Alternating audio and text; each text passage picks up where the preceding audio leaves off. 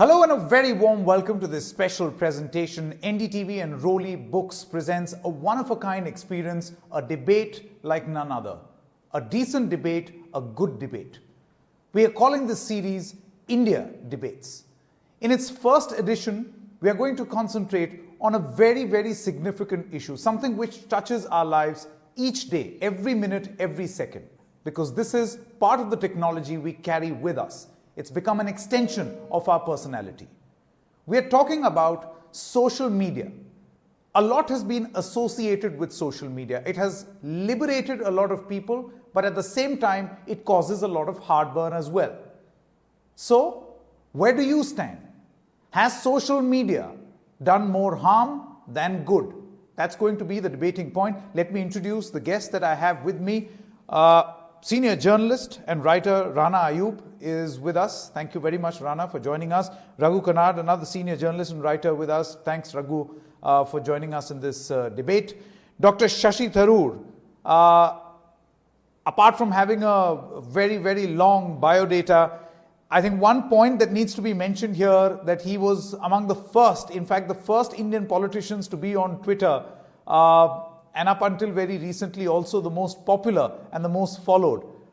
So he will have a lot of experiences on how social media has affected him, his experiences of social media in the past and now.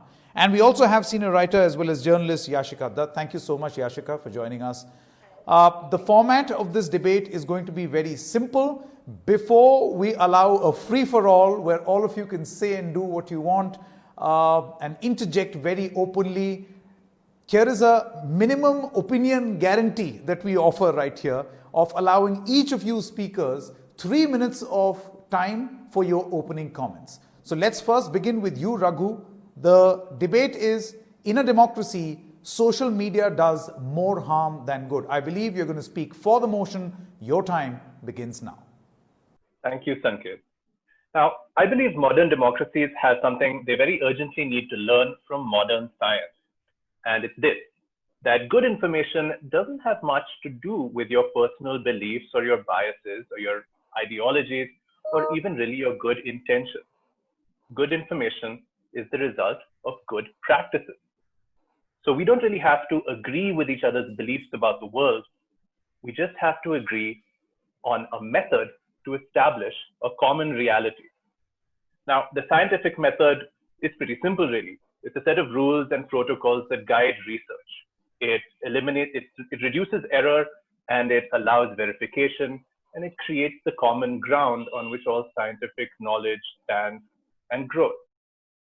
What scientific method does for technology, the way it creates knowledge that works reliably, journalistic practices and other professional practices do for democracy.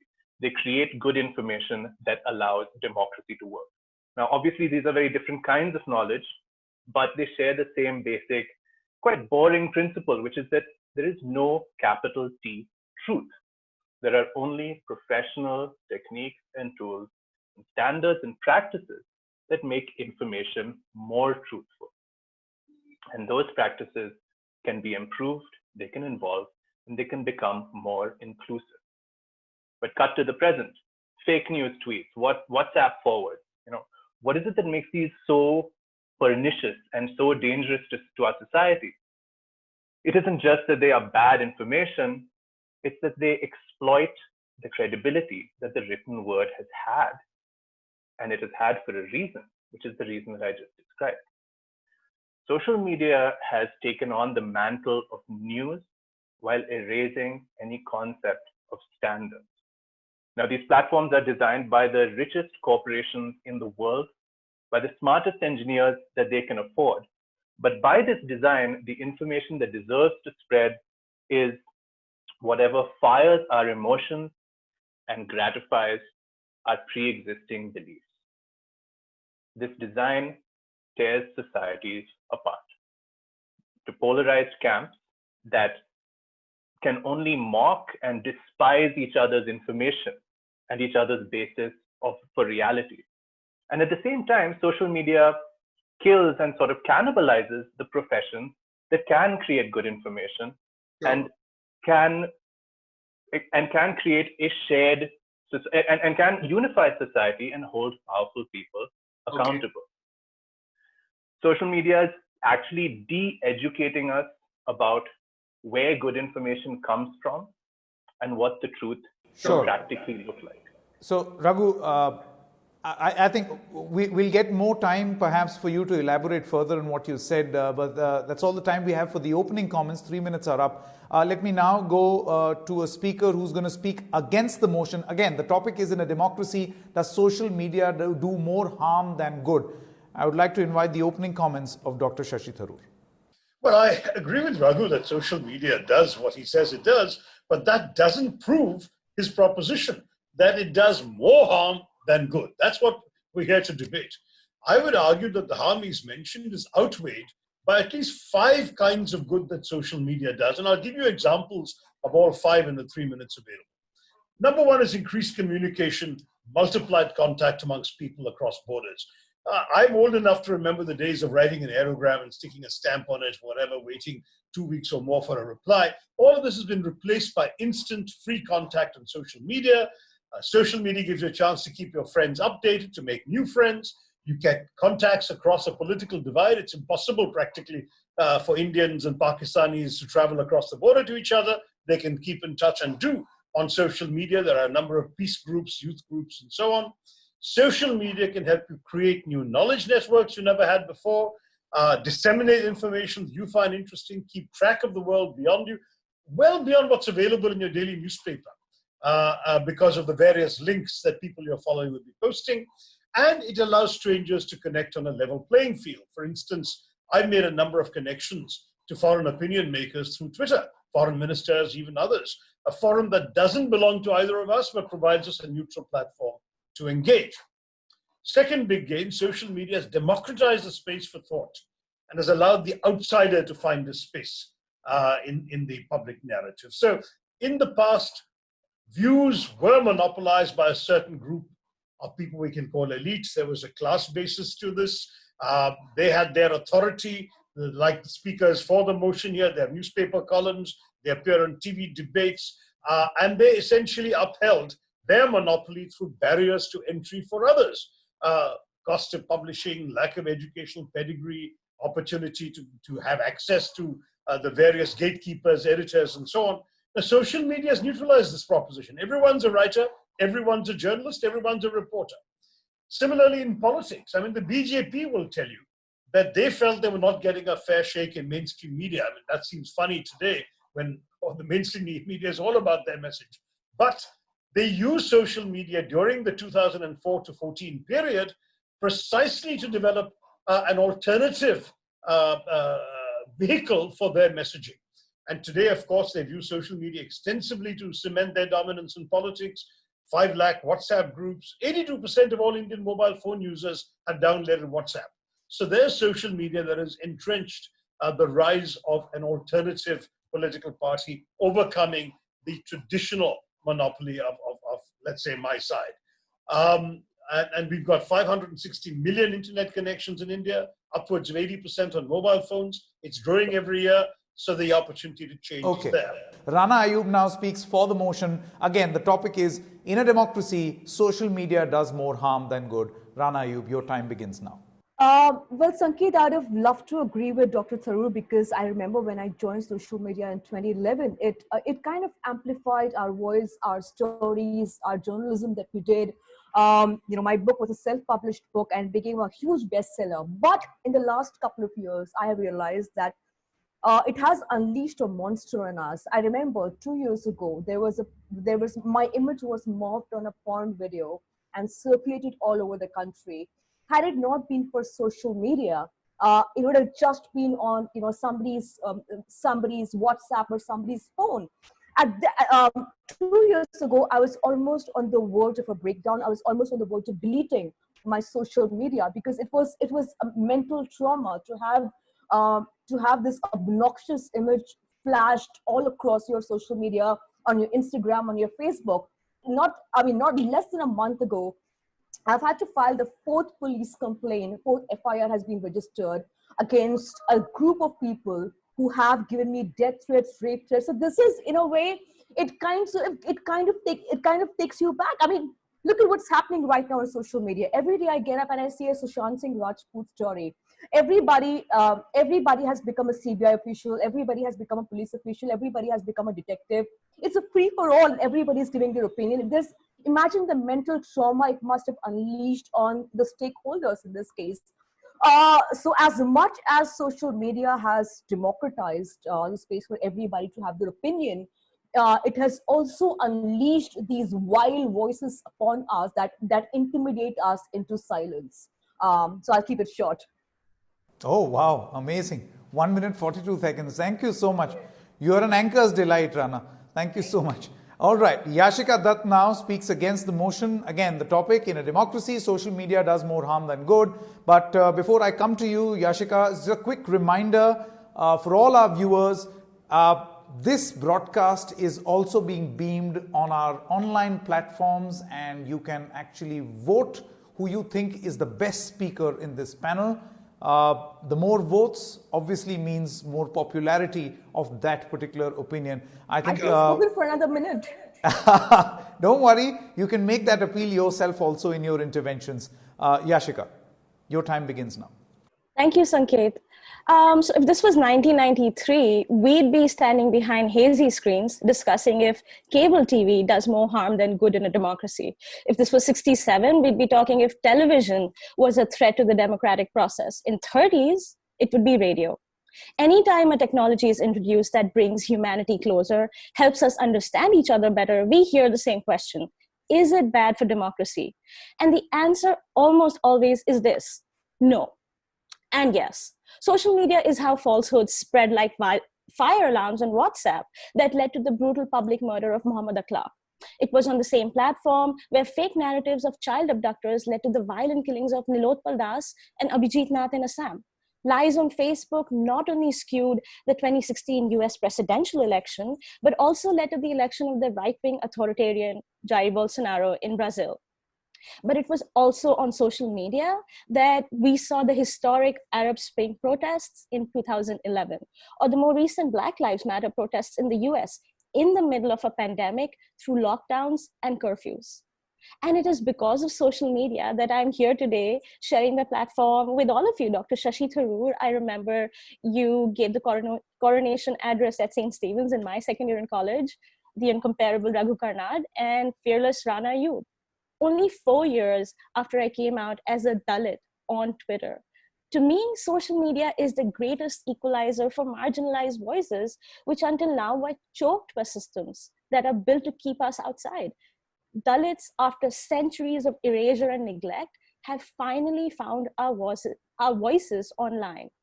It was through messaging systems and emails that we educated, agitated, and organized, like Ambedkar asked us to. Or in the US, it is on Instagram where Black creators have been able to shatter the walls that have kept the creativity and talent in captivity. And it's on TikTok where Gen Z teens mobilized very recently to thwart President Trump's election rally and succeeded. I agree with what Rana said earlier. It's because of human intent that these tools of information are amplifying how we think about information, whether it's good or bad. These are the patterns that we see around us in real life, and they simply get duplicated online. And that's why I asked the viewers to vote against the motion and direct our attention to the people around us who are more susceptible to falling prey to misinformation. And that is what we need to do to stop us into a freewheeling descent into chaos like we are right now. And that mobilization also, a bulk of that can only happen on social media. All right. Thank you. Thank you so much, Yashica, for that opening comment. We now begin what is truly the crucial interjection and debating round of India debates. And I would like to begin with Rana Ayyub, who spoke the least in her opening comments. So Rana, you go first. You've heard what Yashica has had to say and Dr. Tharoor has had to say. As technology grows, so do the challenges around the technology, because we are trying to get used to this new platform. But it does perhaps more good. It's just that we don't talk about its good and we just get too affected with the negative. Would you agree with that assessment? Well, at this point of time, Sanket, there is more negative. There is more harm that social media and various platforms, whether it is WhatsApp, whether it is Facebook, whether it's Instagram, whether it is Twitter, that has really unleashed on the Indian democracy. We are winning elections on the basis of fake news that is being disseminated on social media. So, for instance, I mean, we have had something like Alt News and Boom Fact Check and various fact checking websites at this point of time, only to kind of dispel the myths that exist around us.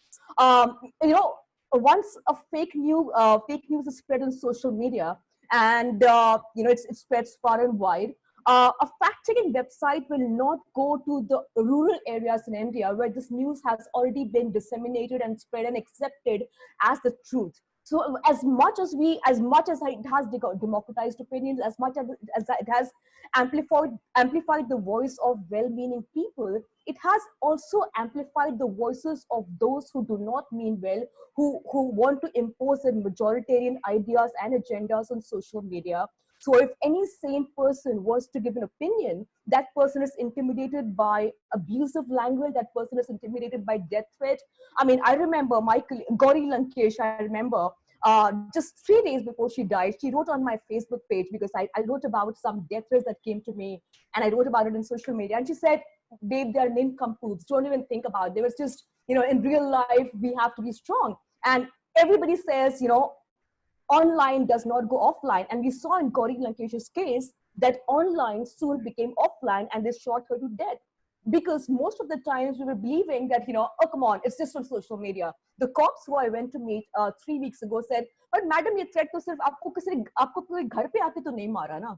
They do not realize the trauma that it unleashes on people. Now, when I write an article or whenever I write a post, I keep in mind what the kind of response it would elicit from people. I do not have to be bound by these constraints. As a writer, as a journalist, we are not to be bound by these constraints on how social media will react. Will there be a social media trend against me? Will there be a hate campaign unleashed against me? In 2013, Sanket, I wrote a piece against Mr. Modi and Amit Shah. For 2 days, there was a Twitter hashtag Rana Ayyub sex CD. Now, for about a week, I actually went about introspecting what wrong have I done. I did not.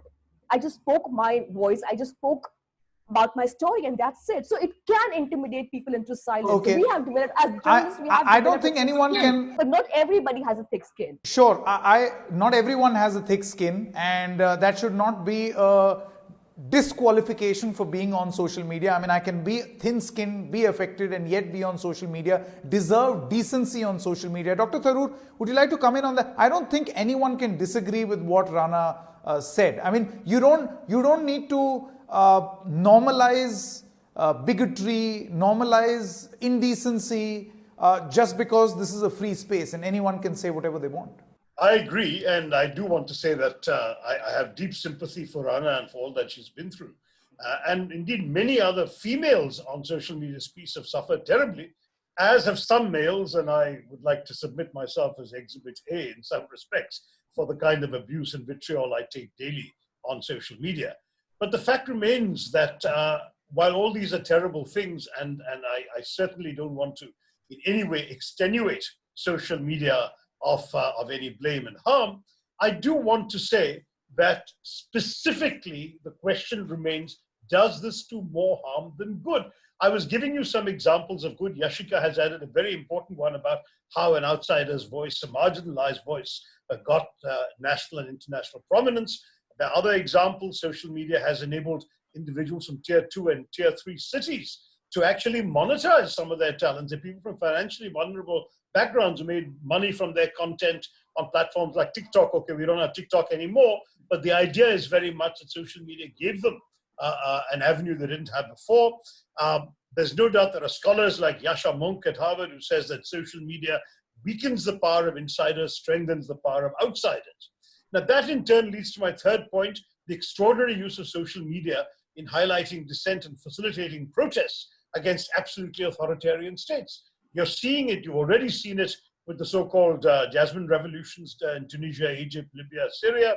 We've also seen it, of course, in Iran during the presidential election disputes that we're seeing in Hong Kong today, where regimes are finding it difficult to crack down on movements on social media because they would literally have to kill the social media to prevent it happening. And so in Hong Kong's crisis right now, the demonstrations are largely leaderless because led demonstrations can be dealt with emergency style, you lock up the leaders. Here you've got decentralized actions, activists using social media to coordinate and mobilize anonymously. And so the ever expanding and all powerful Chinese surveillance state hasn't been able to crack down on that. There was an incident when the Chinese tried to suppress news of a major Uyghur revolt, but some American tourist filmed on his mobile phone from his hotel window the Chinese shooting and clubbing and killing people. And when he traveled out of China, he released it to the world. And that's how the news came out. So you see it as a very powerful democratizing force, and democracy is in your title. And you're seeing this in the Black Lives Matter movement. You saw it in the Anti-Citizenship Amendment Act protest, the tremendous stuff that happened. Fourth case, institutions of governance have become much more accountable and responsive than ever before. Power used to be with bureaucrats, ministers, and senior officials who are remote, inaccessible figures.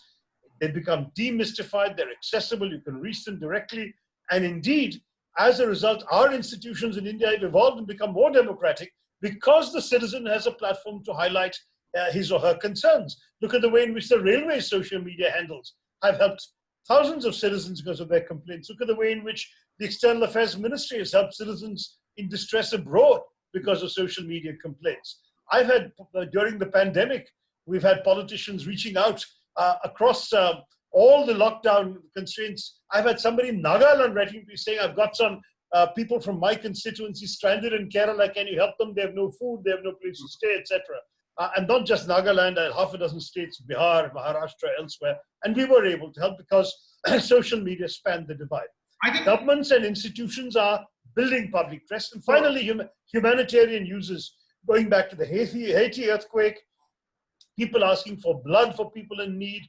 All of these, the pandemic situation, I myself have been asked on social media to record messages in Hindi and Bengali for migrant workers in Kerala speaking those languages so they could see and receive assurances on their mobile phones. No, absolutely. They didn't need to go back to Dr. Tharoor, see, so all this good cannot be overlooked against, say, the kind of harassment that's true. But the way the harassment happens, the way the harassment has been emboldened because of this new platform is, I guess, the cause of worry. Because, you may do 10 good things, but then if someone's getting killed, someone's getting rape threats, I think the social media platform will just amplify this problem further. And the pain and agony it causes that one person. I mean, yes, Yashica, Yashica at the beginning in her opening comments said that we would have had the same problem. We would have held television responsible in the 80s. We would have held radio responsible in the 30s and the 40s. Do you think that we are overlooking very consciously at the positives of social media just because the bad things that it does are far more amplified? I think I would actually like to respond and push back to all of the points, to multiple points that Dr. Tharoor and Ms. Dutt have made. And let me just start by saying, yes, it's true. It's true that too many voices have been excluded historically and in the present from the industries that I'm defending and from the professions that I'm defending. I know it very well. What I want, what I would love to see, and what those voices deserve is to be included and to have their say within these professions. They deserve to have access to these norms, to these resources. They deserve to have the same credibility that we have as professional journalists, and to have the same protection as professionals, and to have their truth and their stories credentialed the way that professional stories are credentialed. Now, this won't happen if newspapers and other sources of good information are destroyed, which is actively happening to most legitimate and responsible sources of news in the world, and including in this country. What will happen instead is that the most vulnerable will be left to speak their truth in an arena of aggression and abuse and threat of legal exposure and physical danger without the benefit of institutional backing. As a journalist who works with The Wire and also someone who tweets on his own, I know the crucial difference that institutional backing provides when it comes to your own safety, your own confidence, and your own courage to speak the truth. So meanwhile, A competing, heavily funded network of bigotry and distortion is doing its own work and is always going to be able to shout much louder. So this is the second point. Social media has sold us on the delusion that everyone's information is equally good. I'm going to say something very unpopular. Everyone's information in general, in the abstract, is equally bad. Now, Dr. Tharoor has said that everyone should be a reporter and everyone should be an editor. I disagree. Only people let me just say that information has to be refined. It has to be mediated not by a government, but by professionals who can cross-check and supervise and improve each other's work and each other's standards. The third point, which comes to what you asked, Sanket, is that social media is not all technology. We're not debating whether technology itself is good for mankind or for humanity and for democracy. And this is not an argument I'm making against technology. It's an argument against a specific design of social media.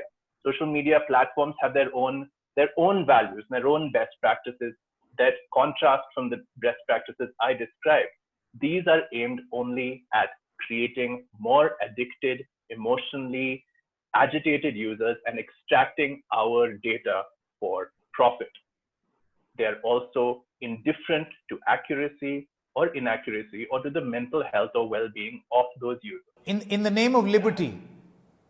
In the name of liberty, is it? In the name of liberty and of free speech, which is very important, but it's not as simple as social media companies would like us to be. Okay, I think that's a very, very significant assessment. Who wants to answer this? I think Yashica can. Yashica, would you like to respond? See, I think from what I gather after listening to all of you is that you're not necessarily in disagreement with one another. It's just that there is a flaw which needs to be corrected. Otherwise, things are fine. Sure, that's exactly what my point is, Sanket. I agree with Raghu that there is a lot of bad information out there. But let's be very specific about what we're talking about here. Orkut, MySpace, and WhatsApp inherently are not a threat to democracy. Fascism, authoritarianism, and religious fundamentalism always have been a threat to democracy, and still are. There was no Facebook in Nazi Germany. Yet, those forces of power found easy ways to polarize a segment of people to the extent of murderous hatred, much like what we see today. So that's why what we need are criticism and scrutiny of the capitalist surveillance structures of these tools. I think on that sense, you're right, Sanket, we are in agreement. We need to hold Facebook accountable. We need to hold Twitter accountable. So instances that have happened with Rana, that continue to happen to so many women, including myself, the threats that we receive online, they can be curbed. So the idea is to not to do away with these structures, but to hold them accountable in a way where they are answerable to us, not to shut out entire systems and keep our voices out. Because what I do want to say is, sure, a lot of journalists, we do have our voices and information does need to be refined. But until now, that didn't happen, did it? I mean, you didn't hear about the Dalit narrative till 2016. And why was that? Let's examine. It's because Rohit Vemula's last letter went viral online, where on Facebook, on Twitter, on social media.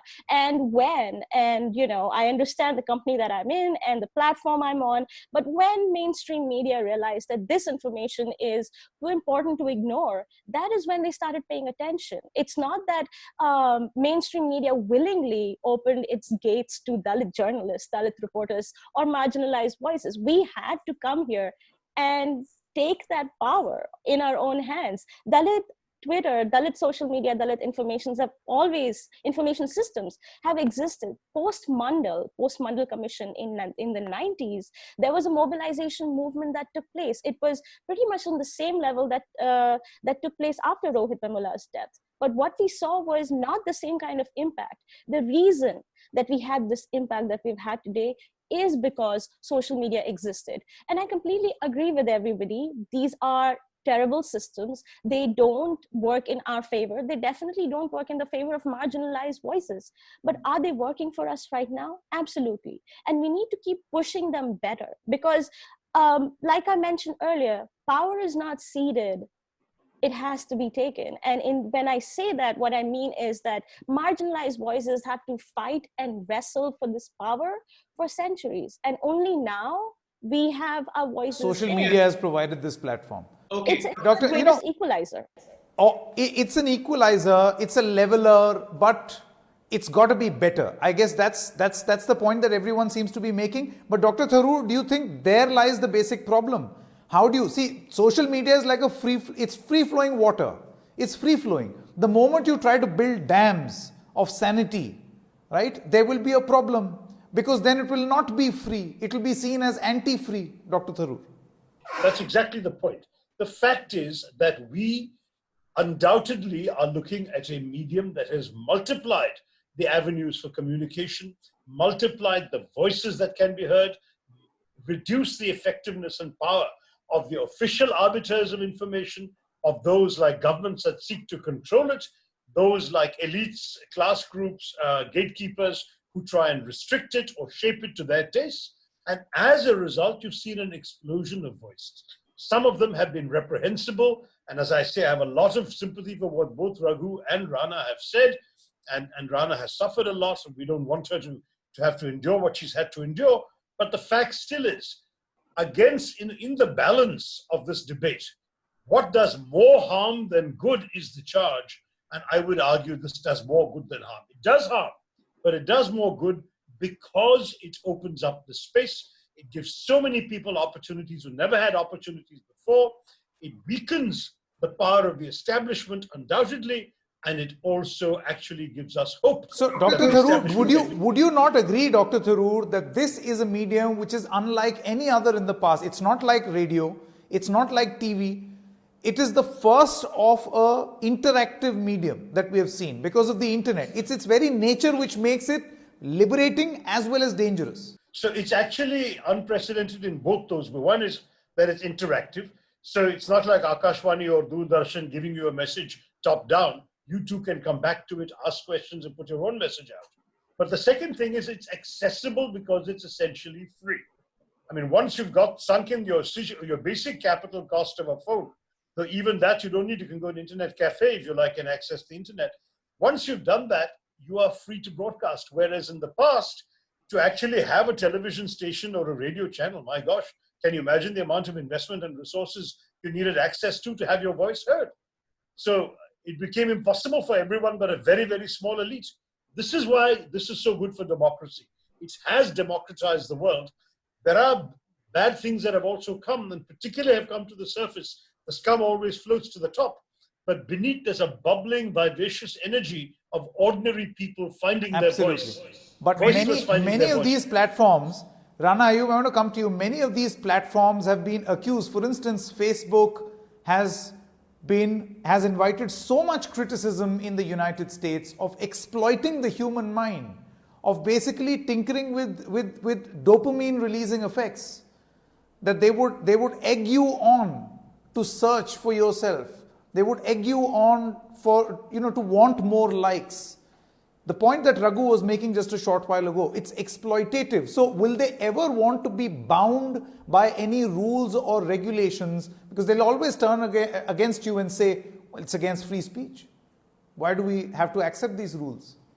Sanket, I do not agree with social media, the fact that it should be a level playing field, because then you are in a way placing my truth with that of a troll on social media whose only job is to sit there on Twitter and Facebook and disseminate fake news about say some sadhu in Palghar who has been lynched by Muslims, and by the time you give your version of the truth, that version has already been accepted as the truth. So it cannot be a level playing field between me and a troll.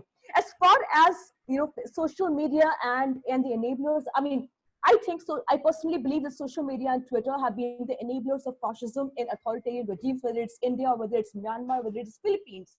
Sheryl Sandberg changes her display picture to Narendra Modi when Narendra Modi visits the Facebook headquarters, when there are numerous complaints about, when Modi, when BJP workers or, when Modi supporters, when they kind of amplify their stories on social media, especially Facebook, and when they kind of promote their story, that is allowed. But the moment I kind of amplify the story, I kind of promote that story, a paid advert, it does not happen. The moment it's a story critical of Modi, I cannot amplify my story. It has been taken off on many. That's exactly the problem. So on many occasions, I've heard that from my colleague Maria Ressa in Philippines, that Facebook and Twitter have been used as as a tool to kind of stifle voices that are critical of the regime. But then you'll be accused of being elitist. You'll be accused of creating an exclusive platform for yourself.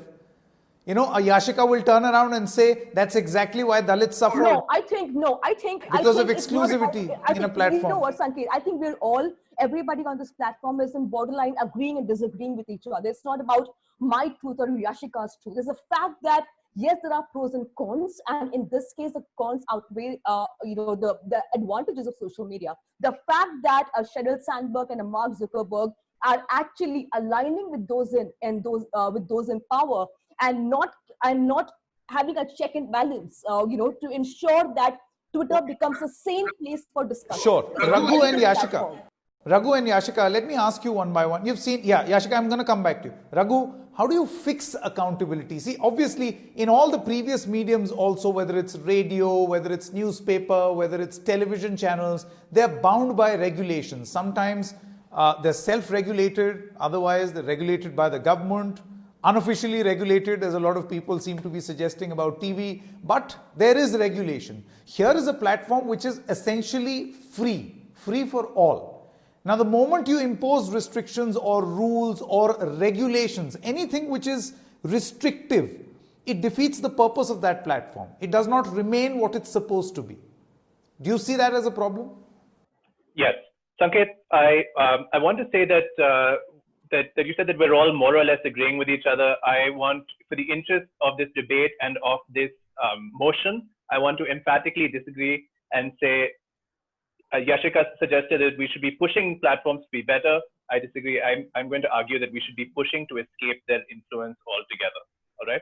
Now, coming to what you said about the possibility of regulation and what Dr. Tharoor said about these platforms being essentially free. Now, there's a very important comment someone once made, which is that if someone offers you something for free, you're not the customer, you're the product. And so it is with social media. And that's precisely the reason why effective regulation is never going to take place, because it's expensive, it's difficult, it has political costs for these corporations, and it eventually restricts the data, which is the real reason, that is the underlying reason for their design. Now, we learned a few years ago in the Cambridge Analytica expose that our data will be weaponized against us, to manipulate us, and to hijack our democratic processes.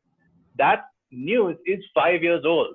That's yesterday's technology. We are already under the influence of Cambridge Analytica 2.0, and we don't know what it is, and we won't be allowed to find out until someone, a whistleblower, chooses to tell us. Yeah. That's why social media is this playground for manipulation and for polarization and for control. Yes, marginalized voices will get a new space to speak, but the net advantage, the final victory, will always go to those who have the most resources and the most power to defend and the least scruples in doing so. And that is why social media ultimately serves authoritarians and it serves extremists. Which is exactly the analysis that people would have of television, of radio, of newspaper. You have money, you control opinion.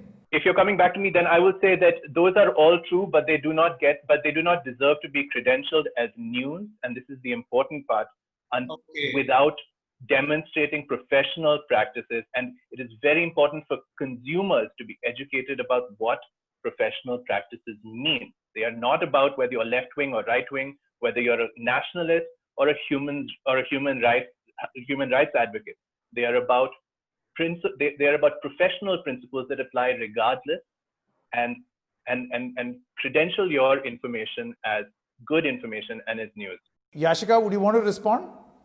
Yeah, I mean, I do have to agree with Raghu at some point. Cambridge Analytica data is concerning. And of course, I agree, we are the product. But also, I think we have to understand that these systems, and Sanket, what you said earlier, social media is free-flowing. It's actually not free-flowing. freedom of speech does not mean freedom of abuse. We cannot condone what happened with Rana. We could not condone what happens to millions of people who are marginalized, whether it's women, whether it's trans people, whether it's any other marginalized community. But that is why these regulations are important. And I do agree, it's going to be challenging. People don't have the political will, and there are corporations who it is in their interest to have our data out there. But does that mean that we stop trying? Does that mean that we completely give up on this idea and then say, well, this society cannot be fixed, let's burn it all? I don't think that is the way forward, because we cannot roll back social media. We have moved ahead in our human evolution, so to speak. We have to keep going forward. And another point that I'd like to make is that as societies, we are living in this time. We have to be more limber. We have to be forward thinking. We have to anticipate these shifts before they happen. And we have to come from a spirit of collectivism and empathy. People are falling prey to misinformation. Of course, there are paid trolls and there are bad actors, and people with resources are always going to fund this kind of information. But like I said earlier, authoritarianism does not need Facebook. It has always survived. It will always find ways to get to us. It will always find ways to control us. But we have to constantly push back. And that's really what the only option that we have. We have to, as a society, understand these shifts. We don't have to perhaps wait for a whistleblower to tell us what's going on.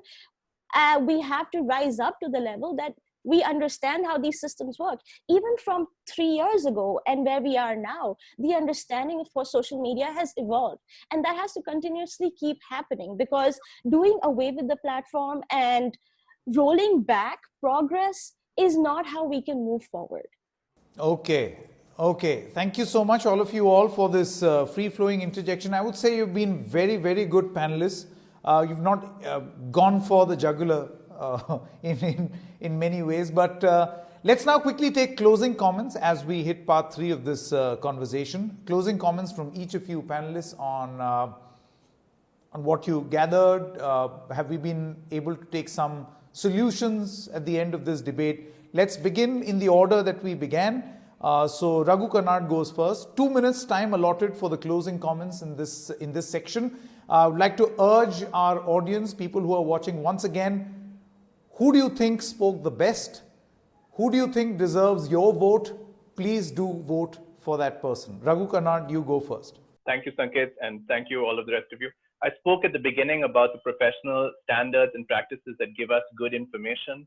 I think it's important to re-emphasize that social media is de-educating us about the nature of good information.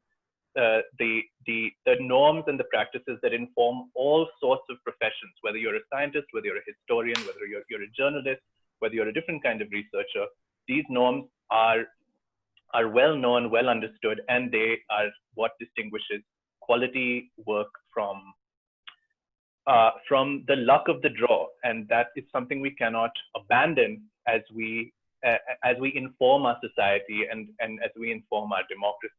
Social media, again, has its own values, its own best practices, which are heightened emotion, popularity, virality, and these are fundamentally indifferent to accuracy and inaccuracy. What they are designed to do is to drive engagement and extract our data with consequences in the future, consequences that involve our manipulation. This is a feedback loop. It's not just a one-way transfer of information, which we cannot understand and which we should genuinely fear. Democracy is synonymous with a regime that's accountable to good information, where good information actually prevails. A regime that answers to viral information, I don't want to find out what that looks like. So I urge everyone to please vote for the motion and to understand that social media does more harm than good to our democracy. All right. Nicely said. You know, this is often said in journalism also, that there is a difference between what is right and what is popular. So just because you're getting a lot of TRPs, you can't justify the popular as the right. So that's the model that we here at NDTV follow, that be right, not necessarily what is actually popular. Leave that for the politicians. Dr. Tharoor, Speaking of politicians, your closing comments? I must say, I listened to Raghu and Rana attentively. And I want to tell them that, frankly, there is a real issue with the arguments they're making. When Raghu says, for example, you are the product, they're exploiting you, Rana, and so on. The fact is, you are the product, perhaps, of what you say and you choose to do. Whereas under conventional media, you're merely the object of what an editor decides you should be getting. I find that the democratizing element of social media has worked even in a totally benign, non-viral setting. Like, for example, when I was Minister of State for External Affairs and I went to Africa, the mainstream media was simply not interested. My visit to Liberia was the first Indian ministerial visit in 38 years. I was the first minister anywhere to get to Haiti in the aftermath of the earthquake. But the fact is, they were completely ignored in the mainstream media. And it was only through my Twitter, social media updates that people even knew about this effort of India's African diplomacy and our contribution to Haiti's relief efforts and our brave Indians there who helped in so many ways to cope with the tragedy there. That's just one example. Social media demystifies what the elite wants to keep to themselves. I'm not a great fan of mainstream media either. I think we find a situation where if you follow social media, you're sometimes misinformed, and if you follow only mainstream media, you're uninformed. So you're not really winning either way. You need all of these and as I said, the key issue that the proposition has failed to establish is that social media does more harm than good. I've given you 5 major types of examples with many examples within them of how social media does good. They've given us a couple of examples of how it does harm. And I'm sorry that they've had bad experiences or that there's bad things happening. But the fact is they have not actually been able to establish that the good things social media does are not worth having. It has completely opened up the space for communication. It has democratized access for people, for voices that were not heard before. It has given us new levels of transparency and accountability. And therefore, I would argue that despite all the failings that the proposition has identified, undoubtedly, social media has done more good than the harm that it may have done. Sure. So in the closing comments, we've had Raghu and Dr. Tharoor who have spoken, so please keep the votes going. Who do you think made a very, very compelling argument? Rana Ayyub next. Rana Ayyub. I was listening to Dr. Tharoor right now, and this is not about what me and Raghu or what Yashica have gone through on social media. These are just personal examples to give to the audience. Just go to Twitter right now, Dr. Tharoor, and see the Twitter trends. They are manipulating public opinion for and against people. I'll keep going back to the example of Sushant Singh Rajput, whose suicide has been made a spectacle of sorts, where vultures from all sides are kind of feeding into misinformation of all sorts. The unfortunate bit is somebody who has 1 million followers, his truth is considered more acceptable as compared to somebody who would have 200 followers, whose truth would be more objective. And that's why, unfortunately, the truth on social media is now being accepted as the only truth. Truth on social media, Twitter trends are now dictating news channel headlines. And Sanket will agree with that. If there's a Twitter trend that goes on trending the entire day, it will find mention on 8 p.m. prime time. Whereas there's something that's happening right now about farmer suicides, about poverty, about starvation. It's something that will not see the light of the day. It will not see primetime discussions. But for the last 3 days, we are having Sushant Singh Rajput discussions on our television channels when the priority of this country should be something else. So I think social media has done more damage than kind of amplifying the voices of the less privileged in the country, as we have kind of made that argument quite often. All right. Yashica, now your final comments. 2 minutes time, but because Rana has been extra kind to always finish early, you get 30 seconds extra. Oh, I appreciate that. Thank you, Rana. So I want to say I agree with Rana and what you said about Sushant Singh Rajput's death and the spectacle that has been made out of that. But let us roll back a little bit and think about where that spectacle is happening. It's not happening on social media. It's happening on our mainstream news channels. And, you need to think about who's spreading authoritarianism, who's spreading falsehoods, who's spreading fake news. All you have to do is push a few buttons on your remote right now, the viewers who are watching, and you'll probably, you'll get to a news channel which is telling you something that's completely false. And I don't think we can categorize that as social media. That is always going to be mainstream television. And I agree with Dr. Tharoor's point. We are, until now, we were the recipients of one-way information. We were objects. We were, we did not have a voice. And to the points that Raghu and Rana made earlier, sure, misinformation is being spread, and sure, it's important for us to have accurate information. But let's also not forget, social media is not just about journalism.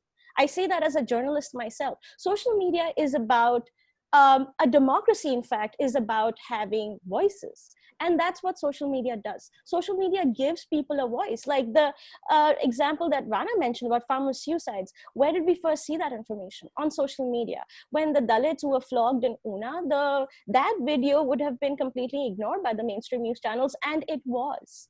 Where did it get traction? It got traction on social media. We need these systems to keep running so that people who are outside the system can at least have a chance. The societies that we have built, especially in India, are built to have power within a few people's hands. And what social media is doing is giving the rest of us a chance to get in. And that's why we cannot completely do away with this system. What I want to urge everybody to think about, and especially our listeners, is to think about how we can evolve as a society, how we can, and like I mentioned earlier, I do go back to this point again, how can we hold these big tech giants accountable?